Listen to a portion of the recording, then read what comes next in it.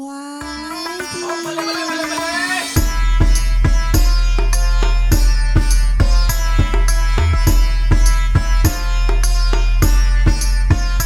จริง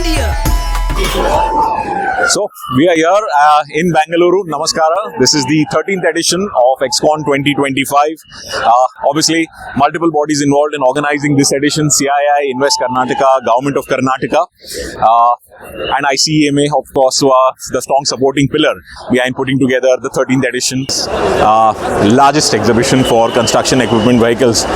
You can sense the excitement here at BIEC, where this forum continues to grab every inch of space that is left. Multiple old legacy brands and new brands, of course, who participated here.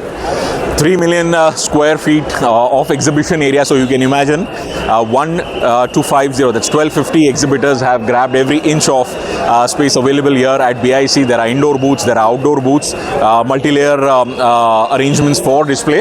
And then, of course, apart from the 1250 exhibitors, there is a huge footfall of 1 lakh plus visitors, roughly 120 visitors classified as international. And of course, at the end of it, there are 7 country pavilions. So you will see a lot of global interest continuing for the Indian market, Make in India for India, and of course, Make in India for the global market. So that's pretty much broadly what you can expect from EXCON. But classification between construction equipment and earth moving equipment will catch our attention, that we will bring to you from EXCON 2025. It is a clear reflection of the industry coming out of a modest growth of 2 to 4%. That is perhaps the projection also for FY25 and FY26 to follow. But the second half of the fiscal is supposed to enter an upcycle, which we are fingers crossed will stay for the industry for a long period of time. Lot of global interest in India, and clearly the stress is on localization, on integrated solutions.